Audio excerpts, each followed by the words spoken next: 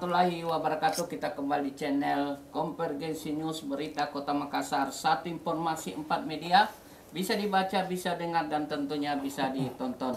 Kembali bersama saya Warta Salidayat. Kita berada di program Mata Warta atau membahas problematika kota kita bersama Warta.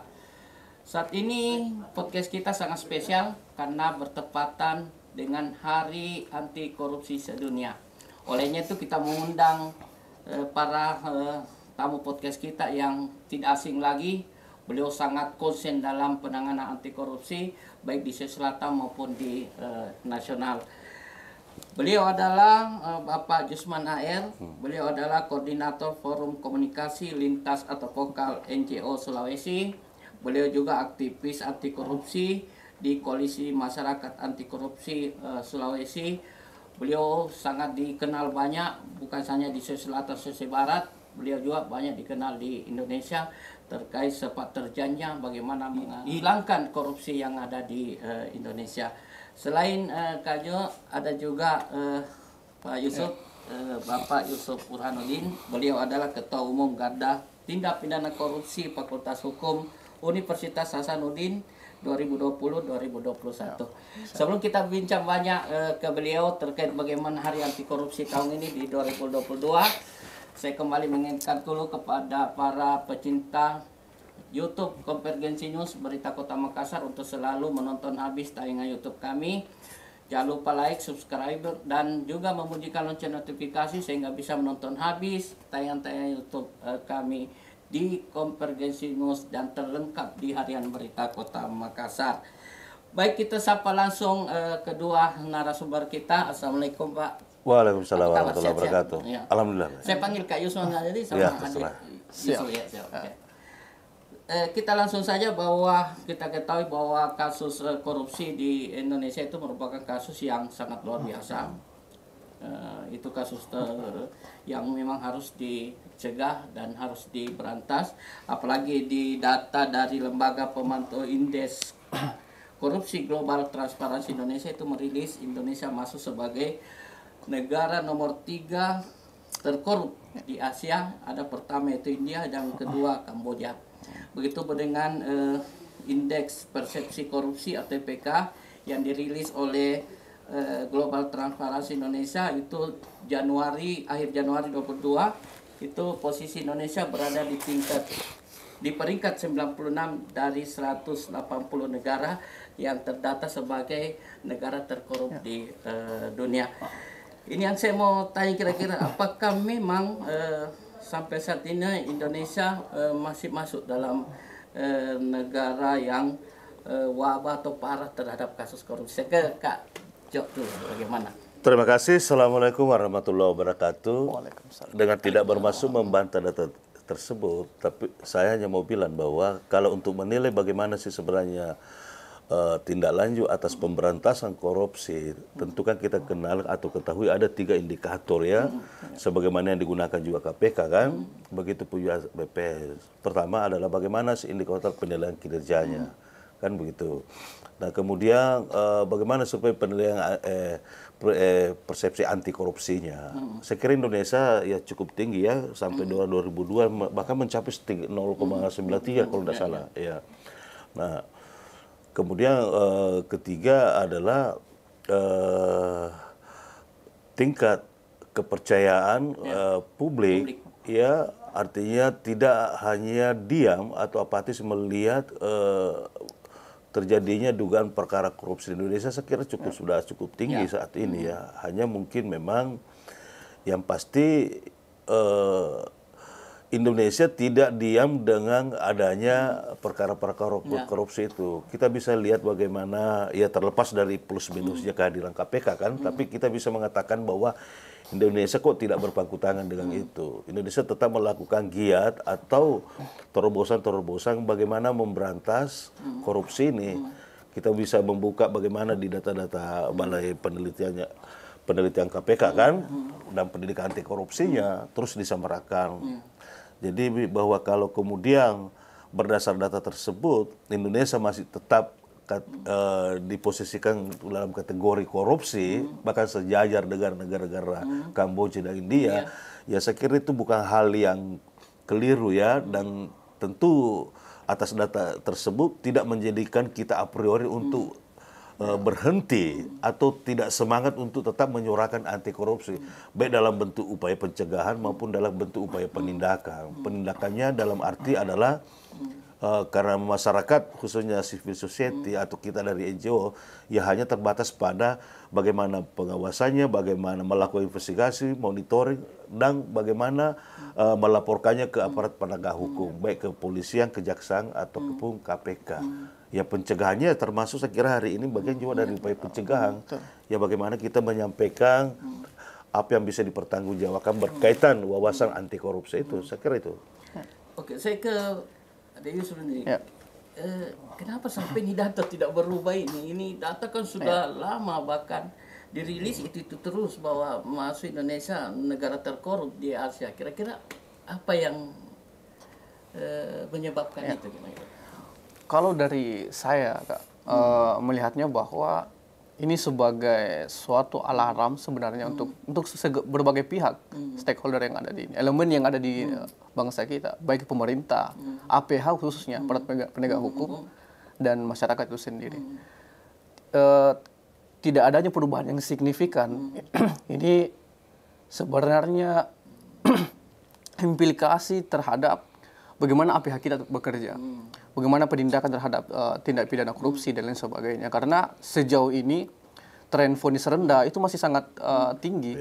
Bagaimana juga komitmen political will terhadap dari pemerintah itu sendiri terhadap pemberantasan korupsi sangat patut dipertanyakan. Dan inilah semua faktor-faktor yang saya rasa menjadi penyebab utama kenapa Indonesia masih bercokol di peringkat ketiga negara terkorup di dunia. Mungkin seperti itu singkatnya.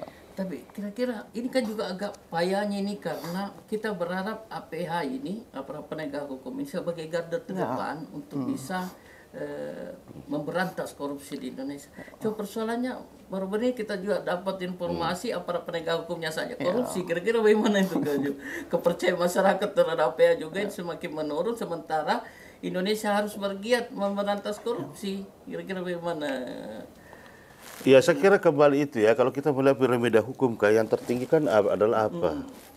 Kan bukan norma saja ya, tapi ya inilah sebenarnya sering memang dikeluhkan oleh masyarakat, khususnya bagi penggiat anti korupsi, baik dari kalangan NGO, LSM ataupun dari kawan-kawan mahasiswa kan. Nah salah satu yang sering mengutama soal keluhannya itu ialah kadangkala masyarakat mereka hanya direspon atau dihargai dikala dia datang membawa data hari ini. Dan kemudian pada perkembangan tindak lanjut kasus tersebut atas laporan tersebut, kadangkala memang kesulitan. Bagaimana masyarakat mengaksesnya lagi, padahal ada hak masyarakat untuk mengetahui seperti apa sih sebenarnya tindak lanjut perkembangan atas laporan tersebut. Berarti APH-nya bersifat menunggu laporan dari masyarakat, mereka tidak turun.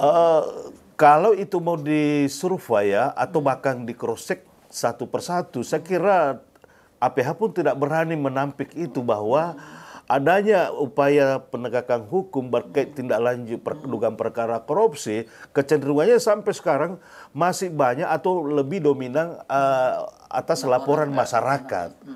Ya, tapi kita tidak inginkan jangan sampai laporan masyarakat lebih tinggi dibanding sebenarnya APH dalam menggunakan hak inisiatifnya berkurang.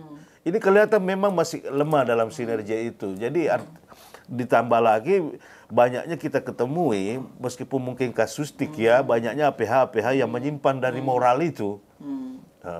Kita bisa melihat baik dari oknum kejaksanya, ya kepolisian parah lagi, di hakimnya pun juga begitu. Ya itu, nah akibat inilah sehingga kemudian ya ada juga oknum yang mencoba memanfaatkan, oknum-oknum yang merasa terusik dengan gerakan-gerakan anti korupsi, baik dari adik-adik mahasiswa ataupun NGO-nya itu, coba ngapain sih terus suarakan galakan soal anti korupsi. Itu hakimnya saja, APH-nya saja banyak yang terjerat menyimpan dari ketentuan hukum itu. Nah, di sini sebenarnya juga ujian bagi penggiat anti korupsi. Apakah dengan semrawutnya moral penegak hukum itu lalu kemudian menjadi kita kendor? Kan tidak. Justru harusnya kita menjadi bangkit lah.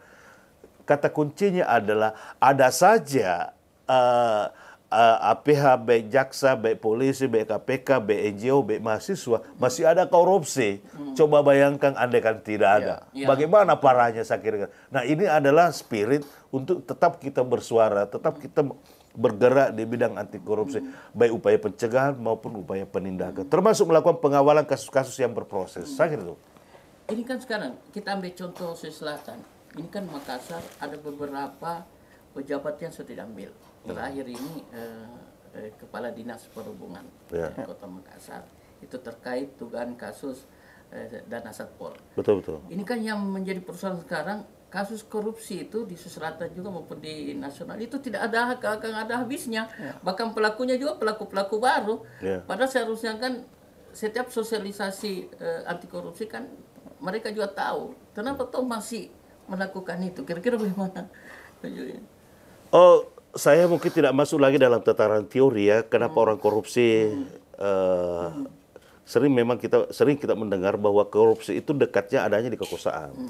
Karena oleh kekuasaan di sana melekat adanya peluang dan kesempatan. Tambah lagi moralitinya yang buruk ya. Padahal harusnya kan dia sadar bahwa korupsi itu adalah busuk. Ternyata masih banyak pejabat yang mencintai kebusukan, bahkan menjadi berperilaku busuk juga. Nah itu kan? Karena kesempatan itu. Iya, karena melekatnya adanya peluang dan kesempatan. Ya sejalan apa yang disampaikan tadi Adinda ini bahwa ya inilah political will-nya. Jadi artinya ginilah, ya mungkin karena juga pengawasan yang melekat oleh top leader pimpinan itu kurang tegas ya. Harusnya ketika menemukan aparatnya atau bawahannya menyimpang, mulai dari disiplin, pertanggungjawaban dalam mengelola keuangan itu, harusnya tidak hanya sebatas teguran. Kalau saya sih langsung saja vanisme. Iya, kan bisa penurunan pangkat. Mungkin juga itu salah satu faktor sehingga kemudian ada keberadaan. Belum lagi kalau memang sang pelaku ini ada koneksi ya dengan petinggi-petinggi itu. Nah ini. Jadi yang pasti bahwa ya terus kita bersuara untuk itu. Saya ke ini kan yang korupsi itu juga terjadi di sektor penerimaan, penerimaan dan pengeluaran negara. Kira-kira tanggapan dari Garda Tipikor sendiri dengan kasus yang lebih banyak menonjol ke penerimaan dan pendapatan negara ini? Ya, terkait dengan kasus yang kakak sebutkan ya, kami di Garda Tipikor sebenarnya sampai saat ini di pengurusan saat ini terus menyuarakan itu. Artinya butuh pengawasan yang betul-betul jeli terhadap segala aspek ya. Terkait dengan bagaimana pendapatan orang itu dikorupsi, sebenarnya pertama ya integritas dari para pemangku kebijakan ini yang patut dipertanyakan. Karena persoalan pengawasan, kemudian persoalan bagaimana aturan itu dibuat sebenarnya sudah cukup matang. Dalam artian semua apa ya istilahnya, aspek hukum ini sudah menjamin akan adanya ini keterjaminan soal bagaimana penguasaan itu anggaran itu dapat dilaksanakan dengan baik. Tapi lagi-lagi soal integritas dan moralitas yang disebutkan sama Kak Jusman tadi itu yang sangat kurang di termasuk undang-undang yang 31 2011. Nah iya, bahkan betul Pak, bahkan kami di Garda Tipikor justru sangat heran akan adanya revisi undang-undang KPK kemarin karena kami melihat seharusnya Undang-Undang Tipikor inilah yang direvisi. Ada banyak perbaikan yang harus dilaksanakan di Undang-Undang Tipikor itu, tapi sampai saat ini pemerintah belum ada itikat baik untuk merevisi Undang-Undang Tipikor. Justru KPK-nya ini yang dikebiri melalui revisi Undang-Undang KPK itu. Dan ini kan semua berdampak sebenarnya. Sistem inilah yang kemudian sangat berdampak terhadap bagaimana korupsi ini terus merajalela di negara kita. Mungkin seperti itu. Kalau Kak Jumas ini melihat di korupsi di penerimaan dan pendapatan negara ini kan juga yang menjadi banyak ditemukan dan banyak berkasus di Indonesia. So, apa kira-kira yang bisa dilakukan dari sini supaya tidak ada lagi di penerimaan itu korupsi di penerimaan dan pendapatan negara itu?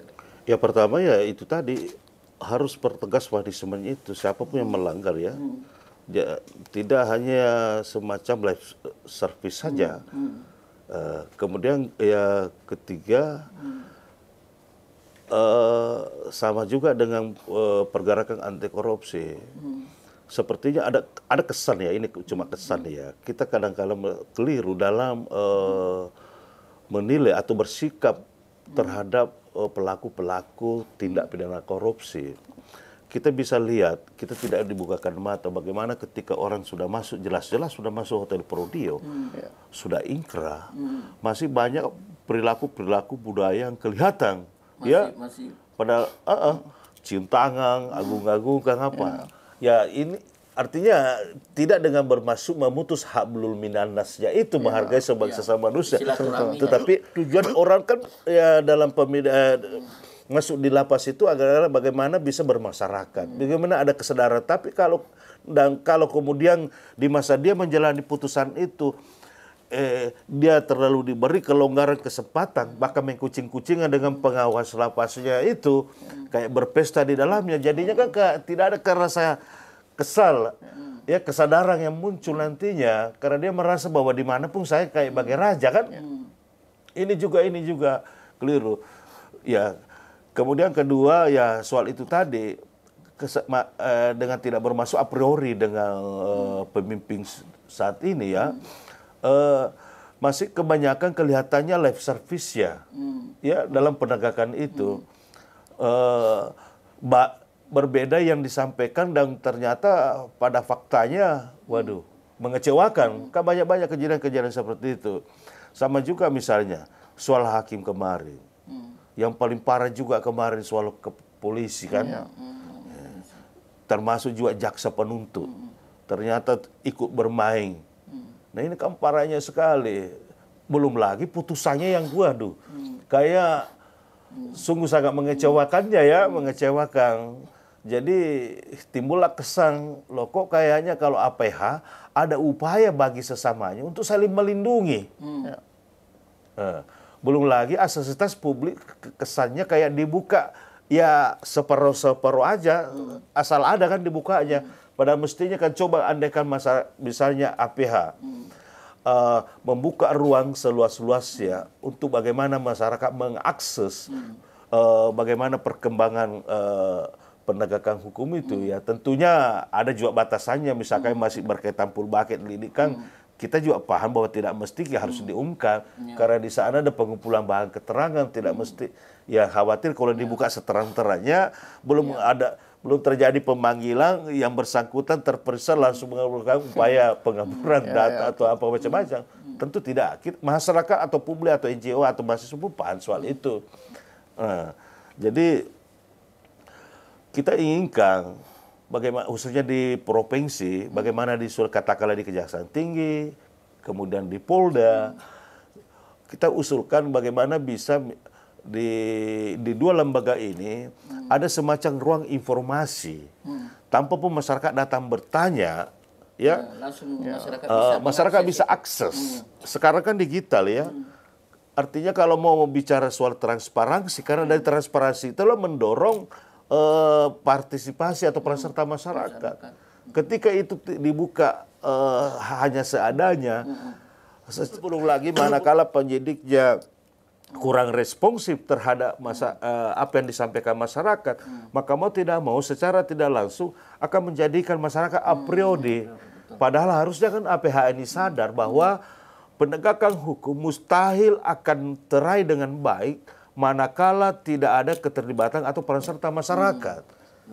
Ini kan yang masih kurang ya, masih kurang. Jadi kalau saya sih sebenarnya ya kita berharaplah bahwa apapun yang terjadi ini tidak dengan bermaksud menggugurkan niat atau komitmen kita melawan korupsi. Saya kira itu. Oke, saya ke Adik Yusuf. Tadi Kak Jo sudah katakan bahwa HPA yang mulai masih belum maksimal di Indonesia.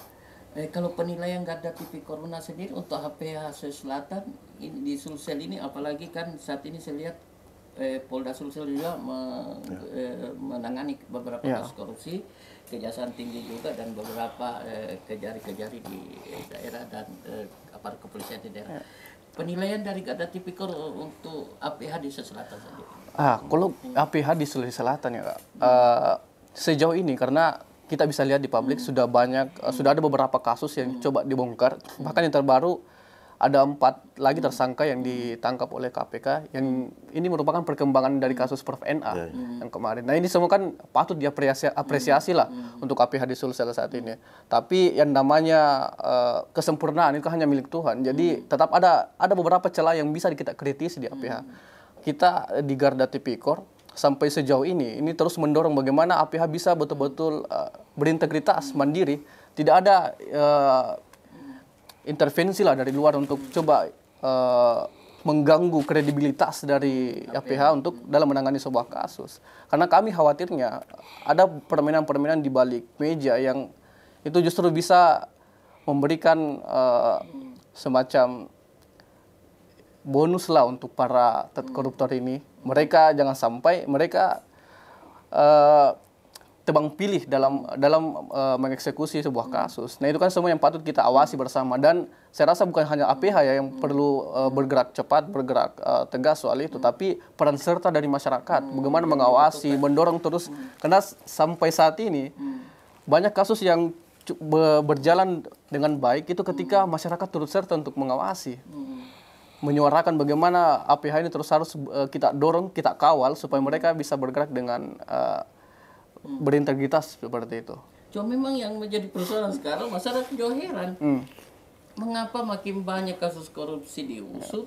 Kenapa makin banyak juga kasus muncul? Ini yang menjadi persoalan. Kira-kira apa yang salah di situ? Bagaimana ya komentarnya, Kak? Agak bingung sebenarnya juga, karena tapi yang jelas posisinya adalah kita turut berbahagia karena terbongkarnya kasus ini satu persatu. Itu poin yang harus kita soroti bersama, terlepas dari banyaknya kasus di Sulsel, tapi ya inilah realita yang terjadi. Tugasnya kita saat ini adalah bagaimana terus mengawal dan mendorong APH untuk bongkar semua, bahkan karena kita tahu ya korupsi ini kejahatan yang sistematis, Kak. Artinya tidak mungkin ada kejahatan korupsi yang dilakukan oleh satu individu. Itu tidak mungkin. Pasti ada berakar gitu kasusnya. Berakar kini orang-orang yang turut serta dalam kasus tersebut. Nah, ini yang kita terus dorong, bagaimana APH bisa mencari sampai ke akar-akarnya ini pelaku korupsi. Kan harapan tak ini sebenarnya kalau tidak ada korupsi, tidak usah lagi ada KPK. Nah, betul. Tapi kenapa just makin diusut makin banyak? Apa yang salah di sini? Saya sih tegasnya itu masih mending dibanding ada tapi tidak terungkap. Nah, betul. Ya, Saya begitu. sepakat. Bahwa soal KPK tadi, apa yang disampaikan oleh saudara Warta, ya coba kita baca kembali bagaimana kehadiran bagaimana kita baca pasalnya. Bahwa KPK itu dibentuk untuk memaksimalkan hasil guna pemberantasan korupsi kan. Nah, harusnya di sini kejaksaan ataupun kepolisian mencoba menyadurlah atau mencoba mensinergikan dengan KPK. Ya, kiat-kiat apa ya kira-kira yang harus dilakukan sehingga kemudian tingkat kepercayaan masyarakat terhadap KPK, kejaksaan dan kepolisian bisa setara. Nah, adakah muncul pertanyaan, kok kejaksaan atau kepolisian tidak bisa seperti itu? Ya, kita tidak bicara dulu lagi soal kewenangannya ya, penyadapan dan lain-lainnya.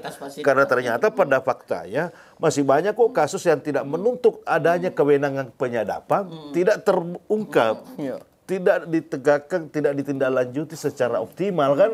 Nah, kembali itu tadi. Nah, terlihat komitmen APH, baik kejaksaan maupun kepolisiannya kelihatan belum, ya memang masih perlu ya ditingkatkannya. Ya mungkin karena persoalan ya itu tadi, memang awalnya juga berangkatnya atau untuk masuknya di satu institusi itu berangkatnya juga tidak bersih. Kan sering kita dengar gitu, hei kenapa kok bisa kamu jadi polisi, kok kamu bisa jadi jaksa? Kenapa bisa? Usut perusut ternyata bapaknya juga polisi. Kenapa kamu bisa jaksa? Ibunya juga jaksa. Nah, artinya dengan tidak bermaksud mendiskreditkan ya kita mau bilang bahwa jangan sampai dia juga bagian dari produk kolusi itu kan. Nah, kalau dia lahir dari produk itu, mau tidak mau bagaimana? Nah, soal korupsi, sepakat yang kita sampaikan tadi bahwa kok kelihatan ini masih semakin galak ini pemeriksaan korupsi semakin banyak muncul juga. Nah, itulah yang saya mau bilang tadi bahwa ya mungkin itu tadi persoalan punishment-nya itu yang kurang terhadap. Karena kalau kita bicara perilaku korupsi, kan boleh dipastikan bahwa melekatnya adanya di pejabat. Ya, karena di sana ada peluang dan kesempatan. Baru-baru ini hangat yang disebutkan tadi. Ya, Kadisub. Nah, dari awal dulu memang saya selalu singgung itu, ini rawang nanti ini barang ini. Toh, sedikit-sedikit turun operasi, Toh, dari mana itu anggarannya? Ada kekeliruan kan di situ, memanai apa itu refocusing. Ya kan? Banyak kan pejabat kemarin keliru memanai Perpres itu. Dia sangkanya bahwa ketika ada kebijakan seperti itu yang dikeluarkan oleh Presiden, dia seenak perutnya saja menggunakan menarik itu anggaran. Tidak begitu dong. Tidak akan dijerat, tidak begitu. Kenapa saya katakan demikian? Tidak begitu. Undang-undang KPK, Undang-undang Pemberantasan Tindak Pidana Korupsi sama sekali tidak ada perubahan. Jelas KPK, Kepolisian dan Jaksa menggunakan undang-undang itu. Ada dalam pasalnya itu yang menyatakan bahwa mana lebih tinggi undang-undang daripada produk yang baru itu.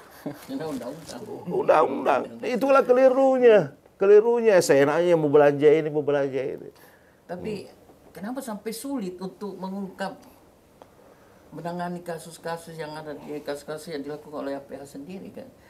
Atau ada optimis kasus ini bisa dilakukan oleh APH? Gini ya, tajam.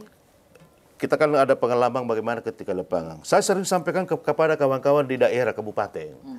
Ketika Anda menemukan dugaan perkara korupsi di wilayahmu, maka sebisa mungkin dengan tidak bermaksud mendiskreditkan atau melemahkan ini lembaga penegak hukum, jaksa atau kepolisian yang ada di daerah, saya kan selalu dorong. Kalau lokus deliktinya misalkan di salah satu kabupaten, saya bisa mesti kolapor satu tingkat di atasnya. Jangan misalkan di Kabupaten A, lokus deliktinya, kemudian kolapor di APH di wilayah itu. Kenapa? Kenapa harus lebih satu tingkat di atasnya? Ya, inilah yang sering dari dulu tahun-tahun berapa saya selalu sorakan. Salah satu sebenarnya yang merusak sistem penegakan hukumnya itu karena negeri ini masih terikat dengan ikatan muspida. Ya, kan itu. Kita sering melihat ketika pejabat baru, katakanlah Kajati, Kapolda, ada kegiatannya, seenaknya saja pinjam-pinjam, kan? Kendaraan, fasilitas dari pemerintah, diberikan oleh dari eksekutif. Padahal sebenarnya kan itu tidak dibenarkan. BPK sudah menginstruksikan itu, menegaskan. Kenapa tidak boleh? Kejaksaan, kepolisian kami adalah lembaga vertikal yang dibela APBN. Maka sejatinya dia harus tetap menjaga sikap untuk tidak membuka ruang agar tidak melahirkan nanti interest ketika terjadi dugaan peristiwa hukum atau perkara korupsi. Dan kalau dapat dana hibah untuk coba bayangkan, itu berbeda kalau hibah. Nah, ini kan kadang-kadang kita lihat itu lebih mending dibanding yang ketahuan artinya tidak legal. Misalnya gini, dipinjamkan fasilitas kendaraan, belum lagi ruangan. Yang ironi, APH yang gunakan ini fasilitas, ya, sementara eksekutif yang biayai transport, bensinnya, bahan bakarnya, perawatan dan lain-lain. Kemudian hari muncul dugaan perkara korupsinya. Nah, terjadi apa? Konflik of interest. Sehingga kemudian masyarakat lebih pilih lari ke KPK.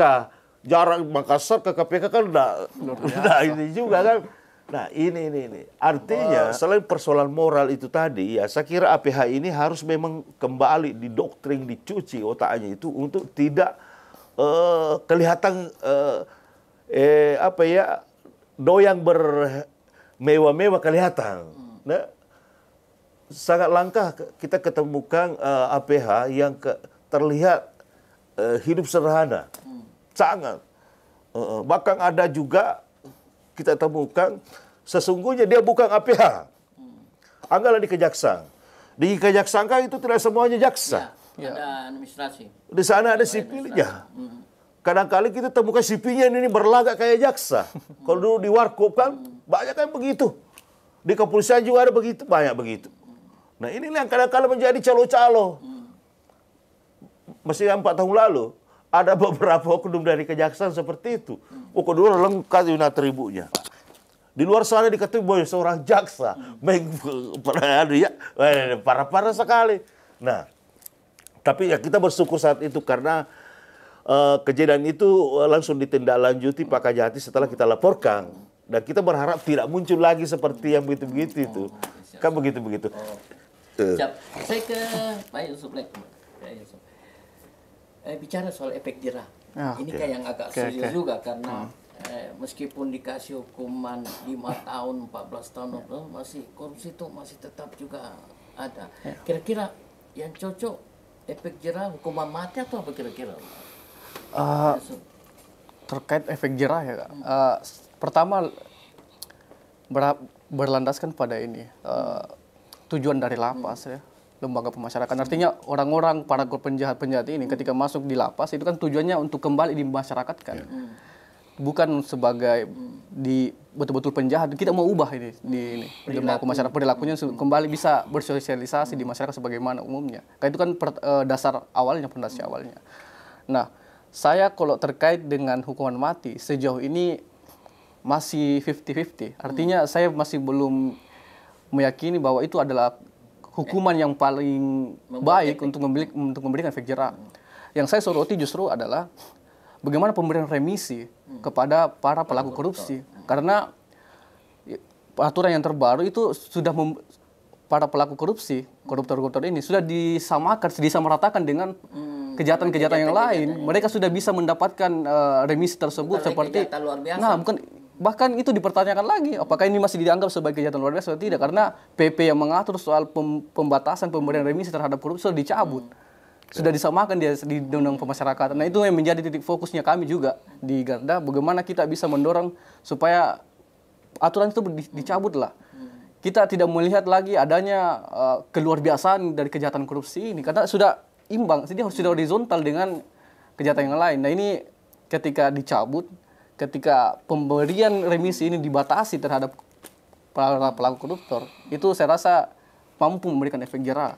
Karena kalaupun dijatuhi vonis 10 tahun, ujung-ujungnya ketika diberikan remisi 5 tahun masa jabatan sudah lepas. Nah, itu kan yang patut disoroti juga untuk memberikan efek jerah. Jadi tidak mengubah perilaku saja ya. Nah, iya, karena saya sejauh ini masih kalau dikatakan memberikan hukuman mati masih 50-50 lah nih. Karena ada hak asasi manusia juga yang patut kita ini pertimbangkan. Terakhir kira-kira. Seandainya kalau Kak Jusman jadi ketua KPK, apa yang dilakukan saat ini? Saya kira jawaban seandainya jangan. Ya, masih untuk banyak. Paling tidak menjadikan Indonesia ini bersih.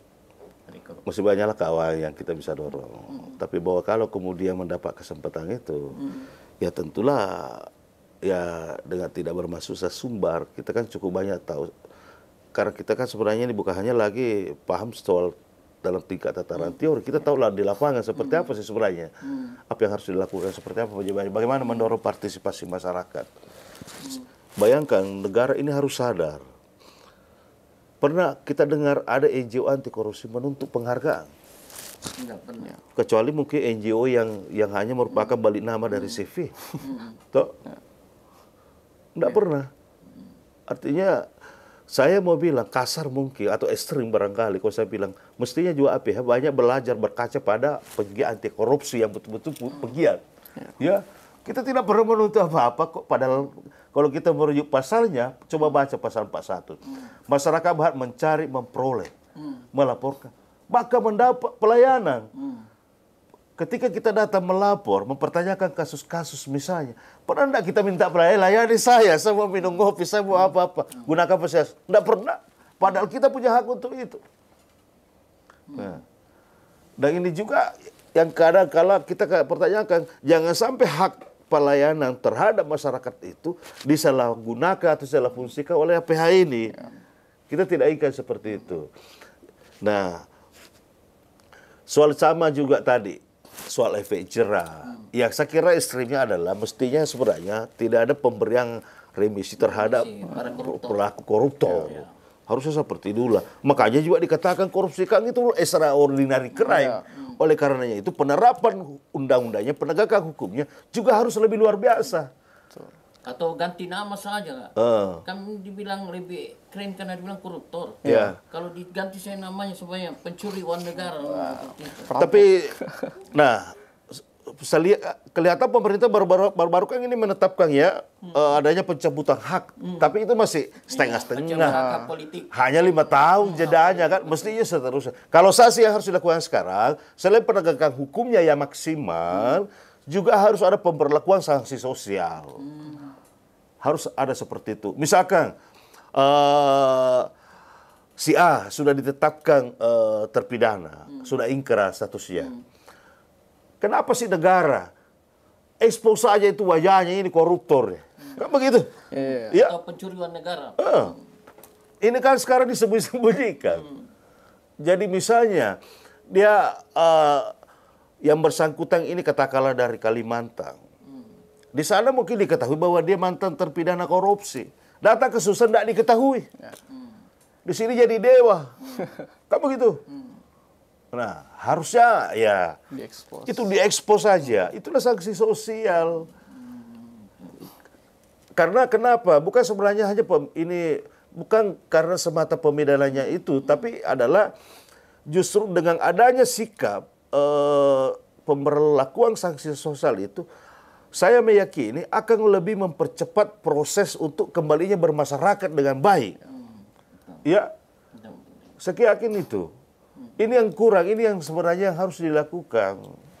Coba bayangkan kalau misalkan Pak Warta 5 tahun lalu terpidana korupsi. Mau tidak mau ada perubahan sikap ketika dia bermasyarakat.